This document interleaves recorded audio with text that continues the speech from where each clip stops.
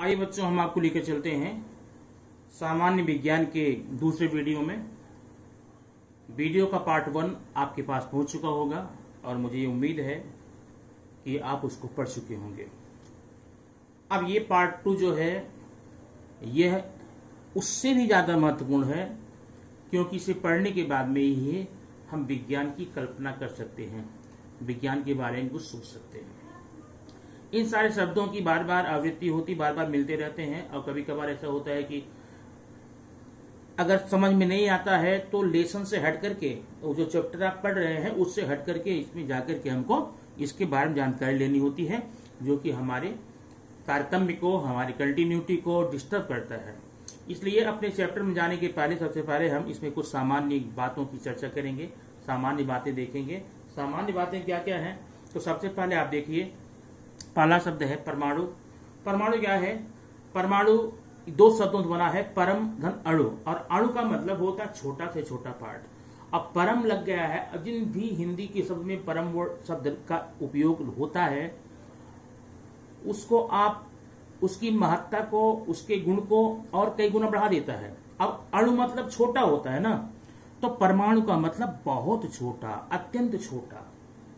और इस शब्द की संकल्पना भारतीय देन है, भारतीय महर्षियों की देन है।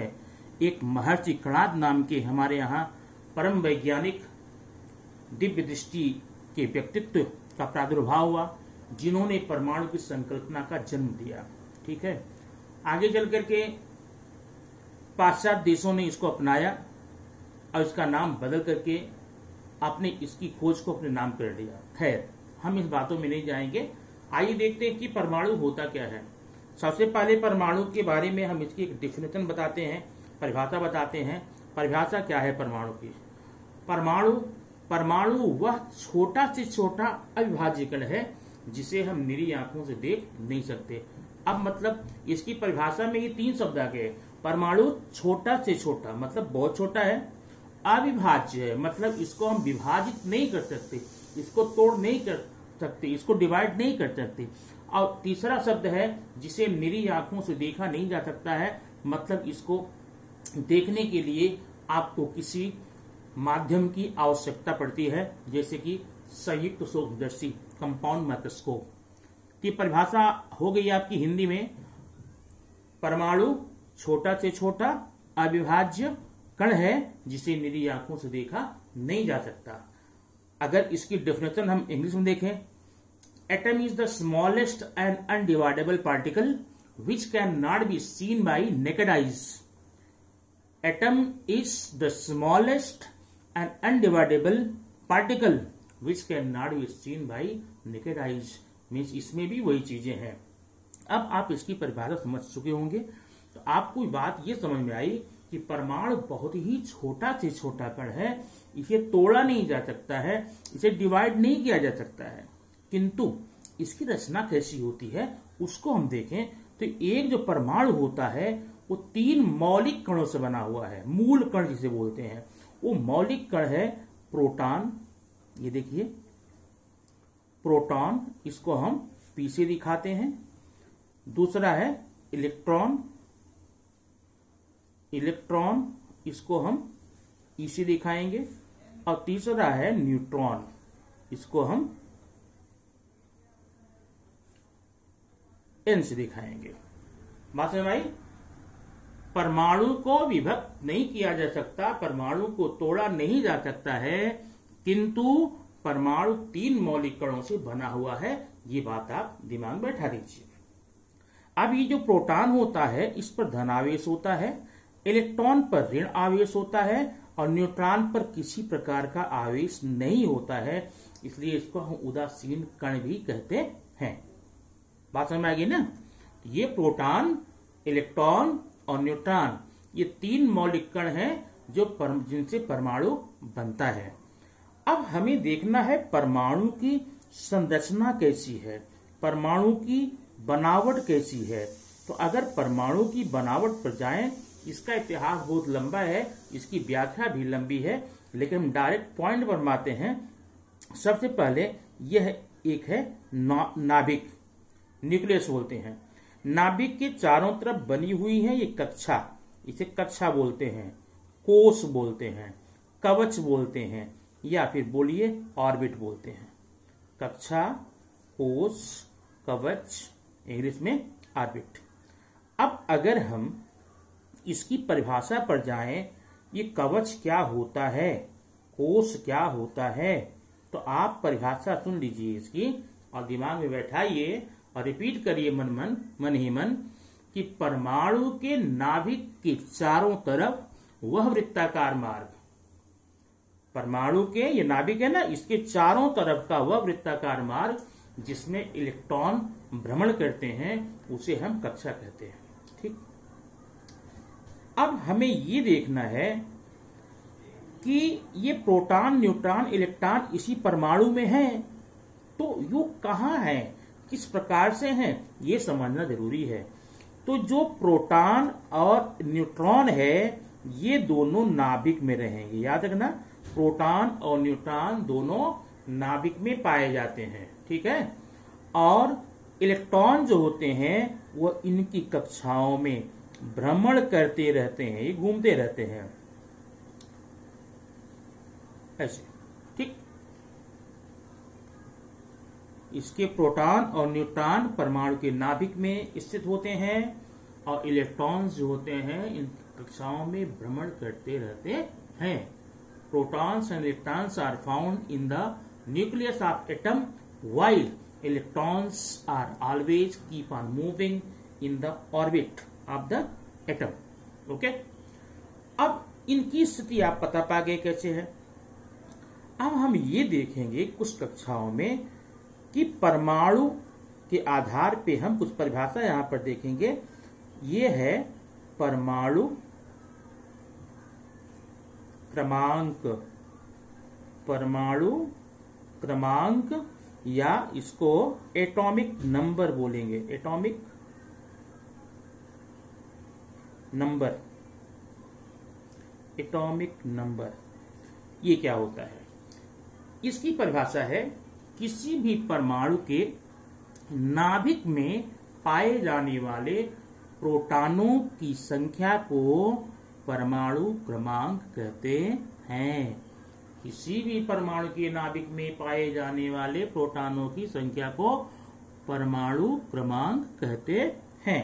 मतलब अगर हम आपको बता दें ये परमाणु की कक्षा में 7 प्रोटॉन हैं, तो आप बोल सकते हैं कि इस तत्व का परमाणु क्रमांक भी 7 ही होगा।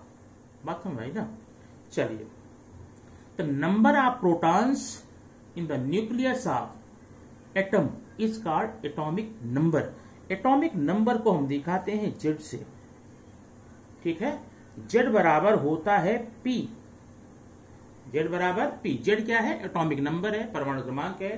पी क्या है, प्रोटॉनों की संख्या है जो नाभिक में है। और ध्यान ये देना कि P बराबर होता है E। E क्या है, इलेक्ट्रॉन, जो कि कक्षाओं में भ्रमण करते रहते हैं। तो माने इन तीनों की संख्या हमेशा बराबर होती है। प्रोटॉन माने परमाणु क्रमांक, परमाणु संख्या, एटॉमिक नंबर, प्रोटॉन और इलेक्ट्रॉन, इनकी संख्याएं हमेशा बराबर होती हैं। अगर इसमें से हमें एक का मान मालूम हो जाए तो बाकी हम दोनों का मान बता सकते हैं। बात समझ आ गई ना। अब देखिए अगला है परमाणु द्रव्यमान। परमाणु द्रव्यमान या परमाणु भार बोलते होते हैं। परमाणु का द्रव्यमान भार क्या होता है, एटॉमिक मास, एटॉमिक मास। ये क्या है, एटॉमिक मास को दिखाते हैं ए से, और ए बराबर होता है P प्लस एन। ए बराबर P प्लस एन। अब P क्या है, प्रोटॉनों की संख्या है, एन क्या है, न्यूट्रॉन संख्या है। परिभाषा आप बनाइए इसकी। नाभिक में पाए जाने वाले प्रोटॉनों और इलेक्ट्रॉनों की संख्या के योगफल को हम परमाणु द्रव्यमान कहते हैं। Atomic mass is the sum of protons and neutrons in the nucleus of atom. ठीक, अब इतनी बातें आप, अब इससे छोटे मोटे से आपको सवाल मिल सकते हैं कि आप परमाणु द्रव्यमान आपको दिया गया है, प्रोटॉन दिया गया, न्यूट्रॉन ज्ञात करना है, इलेक्ट्रॉन ज्ञात करना है। इसका अभ्यास आप अच्छी तरह से करके इसको समझ सकते हैं। अब इतनी बात आप समझ आ गई। परमाणु की परिभाषा क्या है, परमाणु के 3 मौलिक कण कौन कौन से हैं, उन पर आवेश कौन कौन सा है, वो पाए कहा जाते हैं। ठीक है। और उसके बाद परमाणु क्रमांक हो गया और एटॉमिक मास, परमाणु द्रव्यमान हो गया। अब एक बात ये आप समझिए, किसी भी परमाणु में प्रोटॉन है माने धन आवेश, इलेक्ट्रॉन है माने ऋण आवेश, लेकिन किसी भी तत्व को, कोई भी तत्व हो, उस पर कोई आवेश नहीं होता। एक तत्व है, उसके परमाणु में ऋणावेश इलेक्ट्रॉन भी है और धनावेश प्रोटॉन भी है, फिर भी उस तत्व पर कुल मिलाकर के क्या है, आवेश 0 है। ऐसा क्यों हुआ? अब इसमें प्रश्न आपको पूछा जा सकता है, किसी प्रोटॉन में ऋणावेशित कण इलेक्ट्रॉन और धनावेशित कण प्रोटॉन दोनों होते हैं, फिर भी वह तत्व विद्युत दृष्टि से उदासीन क्यों होता है? Why is the atom neutral while negative and positive both charges are present in the atom? इसका आंसर होगा, अब सीधी बात आपका है। अब आपको एग्जांपल में बताऊं, अगर मान लीजिए आपने बैंक से 10,000 रुपए का लोन लिया, ठीक, वह पैसा आपने कहीं पर खर्च नहीं किया, जेब में आपके है। अब ये बताइए, आप ऋणी हैं या धनी हैं? आपका आंसर क्या होगा? आप ऋणी बोल सकते हैं क्योंकि आपने बैंक का ऋण लिया है, धनी भी बोल सकते हैं क्योंकि आपके जेब में धन है। लेकिन मैं बोलूंगा भैया, आप न तो ऋणी हैं और न धनी हैं, बिल्कुल उदासीन है इस परमाणु की तरफ, क्योंकि आपने ऋण लिया तो है, लेकिन वो पूरा का पूरा पैसा आपकी जेब में है। जब चाहे उठा के फेंक देंगे, बिल्कुल आप मुक्त हो जाएंगे। मतलब आपने जितना ऋण लिया था उतना ही वह धन आपके जेब में पड़ा हुआ है।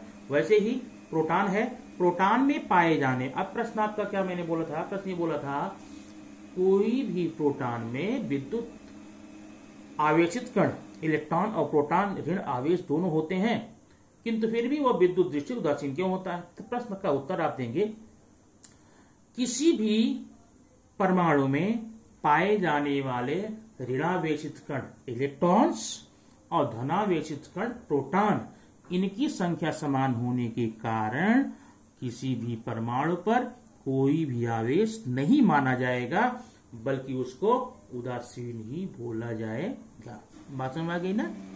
चलिए, अच्छा, अब आपने समझ लिया प्रोटॉन कहां होता है, नाभिक में, इसलिए नाभिक धनावेशित होगा और जो कक्षाएं होगी वो ऋण आवेशित होगी। और ध्यान रखना, एक प्रश्न बड़ा इंपॉर्टेंट है, इंपॉर्टेंट ये है कि किसी भी परमाणु का संपूर्ण द्रव्यमान कहां होता है? वो पूरे परमाणु में फैला होगा या किसी कोने में होगा? आपका आंसर होगा किसी भी तत्व का संपूर्ण द्रव्यमान उसके नाभिक में अवस्थित होता है। तो total mass, total atomic mass और weight of an atom always settled in the nucleus of atom. ठीक, क्यों? क्योंकि अब परमाणु द्रव्यमान का मैंने सूत्र यहां लिखा था, A बराबर V प्लस N, और P और N दोनों कहां है? नाभिक में है, इसलिए नाभिक क्या हो जाएगा? उसका संपूर्ण आवेश हो जाएगा। और नाभिक पर आवेश कौन सा है? धन है। कक्षाओं पर कौन सा? ऋण है। अब आइए इसी को हम आगे बढ़ाते हैं। अब आगे फिर यहां पर देखेंगे। अब देखिए, यह एक है, ये एक परमाणु मान लीजिए है, ये इसका नाभिक है, ये कक्षाएं हैं, 1 2 3 4। ठीक, कक्षाओं की परिभाषा आपने देख ली है। अब ये कक्षा नंबर 1 2 3 4, 1 का संकेत है K, 2 का है L, 3 का है M और 4 का N। ये 4 कक्षाएं होती हैं। कक्षाएं कुल मिलाकर कितनी हैं? 4 हैं।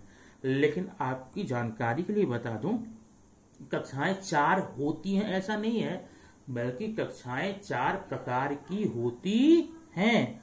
किन्हीं किन्हीं तत्वों में ये कक्षाएं 5 6 7 तक पहुंच जाती हैं। 7 तक, मैक्सिमम 7 तक जाती हैं। 7 ऑर्बिट्स तक, 7 कवच तक हो सकते हैं, लेकिन इनके प्रकार 4 हैं। अब 4 में आगे चर्चा करूंगा। अब ये देखिए, इनमें जो इलेक्ट्रॉन्स, अब इलेक्ट्रॉन्स कहाँ रहेंगे, आपकी कक्षा में रहेंगे। कैसे रहेंगे, इनका सूत्र है 2n²। किसी भी कक्षा में पाए जाने वाले इलेक्ट्रॉनों की संख्या जो है इसी सूत्र से आप हल करेंगे। अब हल कैसे करें मैं बता रहा हूं। कक्षा नंबर 1 है ना, 2 गुणे n means number of orbit 2 × 1²। अब आप बताइए कितना होगा, 1 1 जा 1, 1 2 जा 2। ठीक। सेकंड ऑर्बिट में 2 × 2², थर्ड में 2 × 3², फोर्थ में 2 × 4²। बात समझ गए ना। अभी कितना होगा, 2 2 जा 4, 2 जा 8, 3 3 जा 9, 2 जा 18, 4 4 जा 16, 2 जा 32। ये हो गया maximum number of electrons in any orbit. किसी भी कक्षा में ज्यादा ज्यादा कितने इलेक्ट्रॉन हो सकते हैं, मतलब फर्स्ट ऑर्बिट में पहली कक्षा में 2 इलेक्ट्रॉन से ज्यादा कभी भी नहीं हो सकते। अब ये मैं नहीं कह रहा कि उसमें 2 ही होंगे, एक भी हो सकता है, लेकिन ज्यादा ज्यादा 2।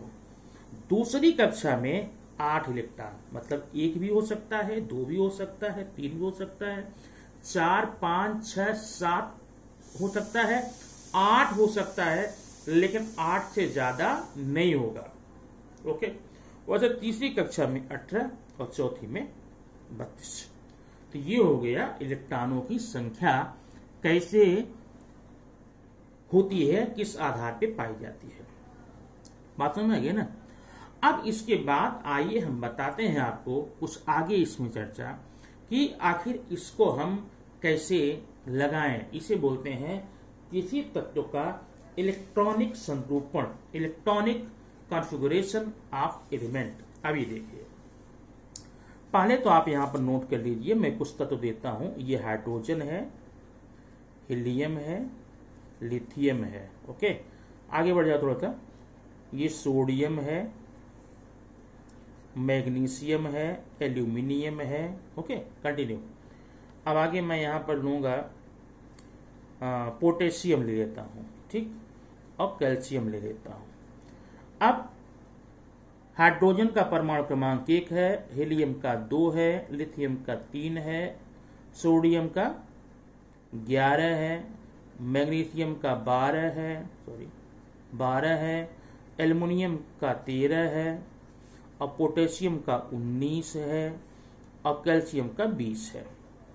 अब इसको हम कैसे बांटेंगे कक्षाओं में हम आपको बताते हैं।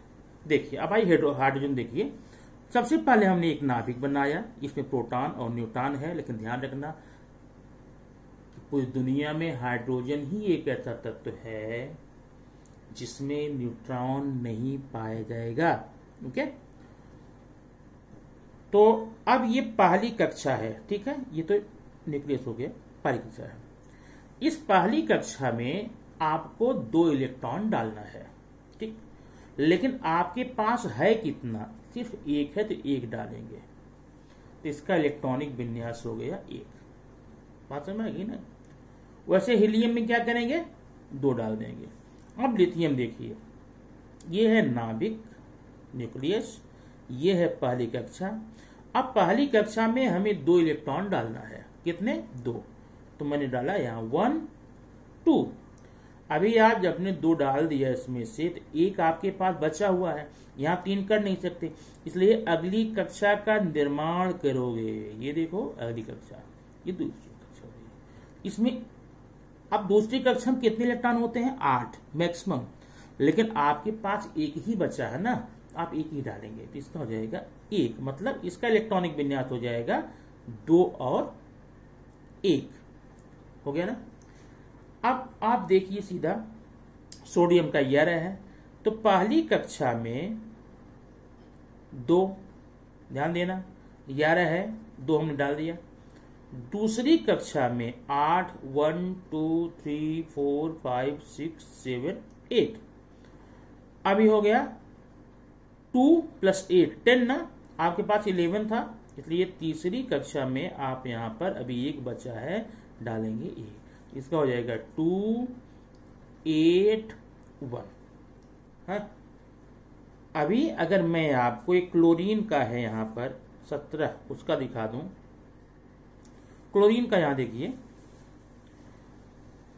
First orbit 2 electrons, second orbit 1 2 3 4 5 6 7 8 और थर्ड ऑर्बिट 1 2 3 4 5 6 7। ओके, इसका हो गया 2 8 7। अब ध्यान यहां देना, ये जो दो तत्व हैं, यहां जितने भी तत्व हैं ये अकेले हैं तो ठीक है, लेकिन अगर ये तत्व किसी और तत्व से साझा करके और तत्व से कंबाइन जुड़ करके किसी नए यौगिक का निर्माण करना चाहेंगे तो कंडीशन इनके सामने आएगी, इन दोनों तत्वों की बाहरी कक्षाएं कंप्लीट हों, पूर्ण हों ना।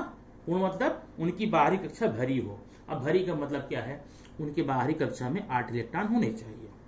अब जरा इसके बारे में सोचिए आप, ये सोडियम है, सोडियम की बाहरी कक्षा में 1 इलेक्ट्रॉन है, ठीक। अब अगर सोडियम की बाहरी कक्षा में 1 इलेक्ट्रॉन है, इसे ये 8 पूरा करने के लिए 7 चाहिए, तो ये 7 किसी से मांगता है, 7 किसी से लेना चाहता है, तो मिलना असंभव है, नहीं मिलेगा। इसलिए ये क्या करेगा, अपने इस 1 इलेक्ट्रॉन का त्याग करेगा। क्या करेगा? त्याग, डोनेट कर देगा, ठीक है। जब 1 इलेक्ट्रॉन त्याग कर देगा तो ये कक्षा खत्म हो जाएगी। अब इसका हो जाएगा ये इलेक्ट्रॉनिक विन्यास 2 8, मतलब बाहरी कक्षा में 8 इलेक्ट्रॉन हो गए, मतलब कक्षा पूरी हो गई, हो गया। अब नीचे क्लोरीन देखिए, क्लोरीन की बाहरी कक्षा में 7 इलेक्ट्रॉन है और 7 इलेक्ट्रॉन है, तो कितना चाहिए? 1 चाहिए, तो 1 आसानी से मिल सकता है किसी से।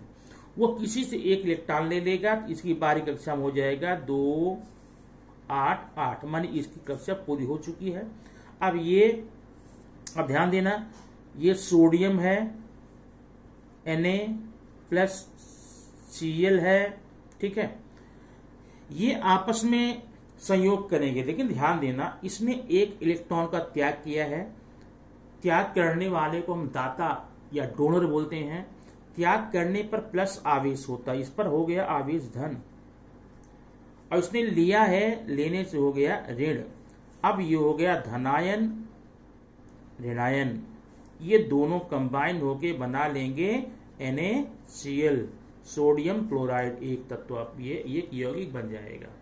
मतलब दो या दो से अधिक तत्व मिलकर के अगर यौगिक बनाना चाहें तो उनके सामने ये शर्त है, ये कंडीशन है, भैया देख, अगर बाहरी कक्षा में 8 इलेक्ट्रॉन होंगे तभी हम तुमसे संयोग कर सकते हैं, नहीं तो नहीं करेंगे।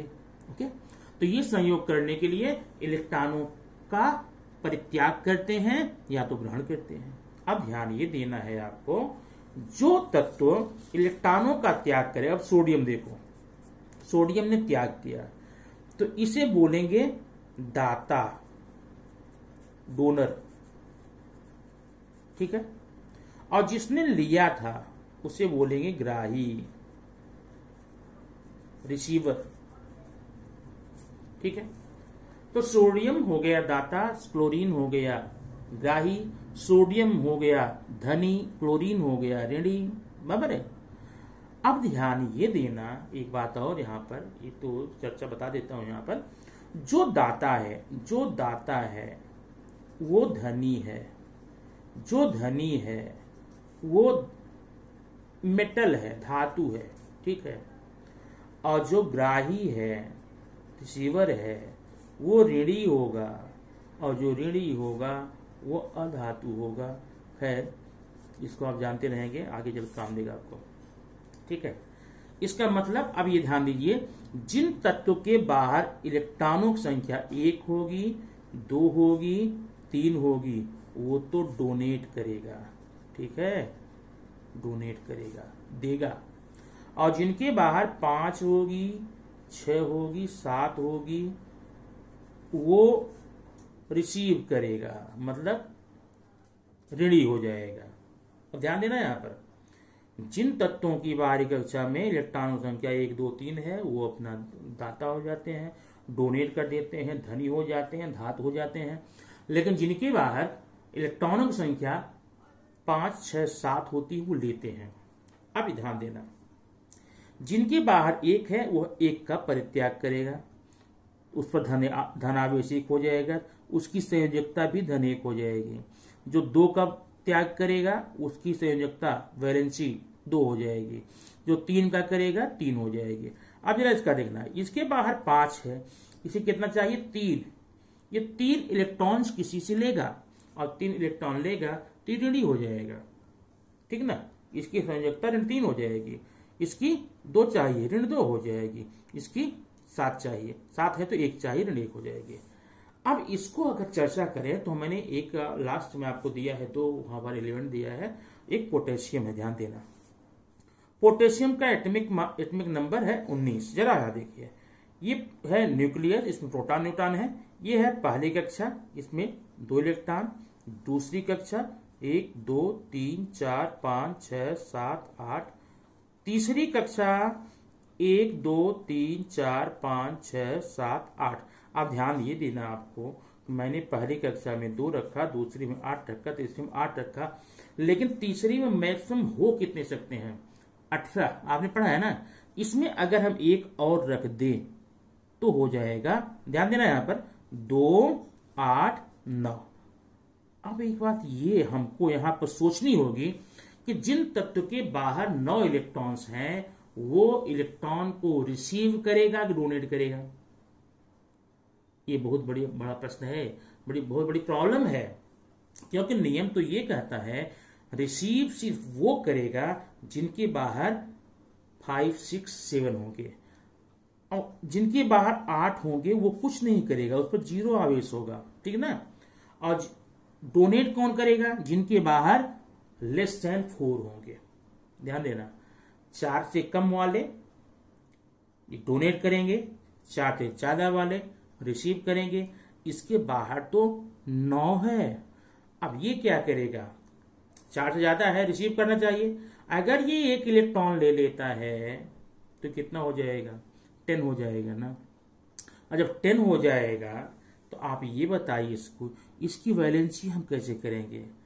कितने इलेक्ट्रॉन लिया, माने कोई भी तत्व इलेक्ट्रॉन सिर्फ लेता देता इसलिए है कि उसके बाहर कक्षा 8 हो जाए, खबर है। अब ये 5 6 7 माने 4 के ऊपर है, तो नियम तो ये है कि तो लेना चाहिए, लेकर तो 8 10 बन जाएगा, प्रॉब्लम हो जाएगी। 10 बनकर करे क्या है। अब किसी ने कहा नहीं दे, ये दे देगा, 1 इलेक्ट्रॉन दे देगा। अगर 1 इलेक्ट्रॉन दे देगा तो 8 हो जाएगा, ठीक है, अच्छी बात है। किंतु नियम है कि देता वही है जिनके बाहर 4 से कम इलेक्ट्रॉन होते हैं। अब क्या करें। अब नियम यहां पर बोरबरी के नियमानुसार एक नियम आप यहां पर एक्स्ट्रा पढ़ना। एक आपने पढ़ा है कि पहली कक्षा में 2, दूसरी में 8, तीसरी में 18, चौथी में 32। एक एक्स्ट्रा नियम है यहां पर, किसी भी तत्व का अगर ये बाहरी कक्षा है, चाहे कक्षा नंबर 4 हो, चाहे 5 हो, चाहे 6 हो, चाहे 7 हो, अगर बाहरी कक्षा है तो इसमें 8 इलेक्ट्रॉन से ज्यादा नहीं होने चाहिए। इसमें 8 इलेक्ट्रॉन से ज्यादा तभी कर सकते हैं जब इसके बाहर की कक्षा में 2 इलेक्ट्रॉन डाल दिए। इसका मतलब ये इलेक्ट्रॉन यहां नहीं रहेगा, एक कक्षा हम और बनाएंगे। अब इसमें एक डाल देंगे, इसका हुआ ऐसा 2 8 8 1। बात समझ आई ना। अब अगर मैं आपको कैल्शियम का एग्जांपल देके समझाऊं, बताऊं, आप अच्छे समझ जाएंगे और अच्छे समझ जाएंगे। अब ये कैल्शियम देखिए, ये है कैल्शियम, कैल्शियम का है 20। ये है इसका न्यूक्लियस, इसकी फर्स्ट ऑर्बिट में 2 इलेक्ट्रॉन्स हो गए, सेकंड में 1 2 3 4 5 6 7 8 हो गए, थर्ड में 1 2 3 4 5 6 7 8 हो गए, बराबर है। अब फोर्थ में, अब फोर्थ बनानी पड़ेगी ना, अगर हमें 10 कर दें तो प्रॉब्लम हो जाएगी, इसलिए हम बनाएंगे यहाँ पर फोर्थ ऑर्बिट बनाएंगे। अब यहाँ पर डालेंगे, कितने यहाँ पर बचे हैं 2, इसका हो जाएगा 2। तो इसका इलेक्ट्रॉनिक विन्यास हो गया 2 8 8 2। बात समझ में आ गया। अब प्रॉब्लम है कि एक तत्व मेरे पास ऐसा है जिनका एटॉमिक नंबर 21 है। अब क्या करें, तो क्या हम यहाँ 3 करें। ध्यान देना, अब 20 जब ऊपर जाएंगे आपको यहाँ 2 हो गया ना, जब 2 हो गया तब फिर आप वापस अब 21 के लिए क्या करेंगे, पहली कक्षा में 2, दूसरी में 8, तीसरी में 8, चौथी में 2 हो गया। अभी आपका ये 21 है ना, एक बचा है, तो वो उस एक को वापस आएंगे पीछे कक्षा में, यहां डालेंगे, अभी 9 हो जाएगा। और ये प्रक्रिया आप तब तक करते रहेंगे जब तक कि यहाँ पर 18 पूरा न हो जाए। ठीक है, इस प्रकार से इन तत्वों के इलेक्ट्रॉनिक विन्यास को आप निकाल सकते हैं। हो गया। तो ये वीडियो में आपकी सामान्य जानकारी है, ध्यान फिर बता देता हूं। जिन तत्वों की बाहरी कक्षा में 1 2 इलेक्ट्रॉन्स होते, 1 2 3 होते हैं, वो दाता होते हैं। जो दाता होते हैं वो धनी होते हैं, और जो धनी होते हैं वो मोस्टली मेटल्स होते हैं, धातु होते हैं। और जिनके बाहर की 5 6 7 है वो इलेक्ट्रॉन लेते हैं, वो ग्राही होते हैं, रिसीवर होते हैं। जो रिसीवर होते हैं वो नेगेटिव माने ऋणात्मक होते हैं। ऋणात्मक होते हैं तो वो क्या होते हैं, वह अधातु नॉन मेटल्स होते हैं। और जिन तत्वों की बाहरी कक्षाओं में 8 इलेक्ट्रॉन्स हो, 8 इलेक्ट्रॉन्स हो, वो इलेक्ट्रॉनों को न तो डोनेट करते हैं न रिसीव करते हैं, उनको हम बोलते हैं निष्क्रिय तत्व। निष्क्रिय तत्व बोलते हैं। अब ये निष्क्रिय तत्व के बारे में हम आपको साइंस की बुक्स में आएंगे, उस चैप्टर पढ़ाएंगे तत्वों के वर्गीकरण में, लेकिन यहाँ पे जानते रहिए। और एक खास बात और समझ लीजिए, खास बात यह है हीलियम। हीलियम मैंने आप बताया था ना, हीलियम का परमाणु क्रमांक 2 है। हीलियम का परमाणु क्रमांक 2 है। ठीक है, अब ये है ऑर्बिट और ये है बाहरी कक्षा, इसमें 2 इलेक्ट्रॉन हो गए। अब अभी मैंने बोला था जिन तत्वों की बाहरी कक्षा में 2 इलेक्ट्रॉन होंगे वो डोनेट करेंगे, बराबर है।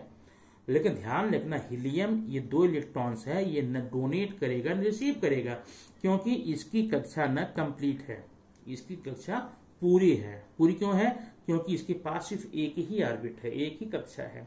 और पहली कक्षा में 2 इलेक्ट्रॉन होने चाहिए, और ये 2 इलेक्ट्रॉन यहाँ पर है। तो जब 2 इलेक्ट्रॉन्स हैं तो ये अधूरा तो है नहीं, पूरा है। ठीक, इसलिए इसकी वैलेंसी 0 होगी। जिन तत्वों की बाहरी कक्षाएं भरी होती हैं उनकी संयोजकता क्या होती है, 0 होती है। तो अब ये संयोजकता कहां से आ गई, यहां देखिए, संयोजकता। संयोजकता क्या है, सीधी परिभाषा है, संयोग करने की क्षमता को संयोजकता कहते हैं। संयोग करने की क्षमता को संयोजकता कहते हैं।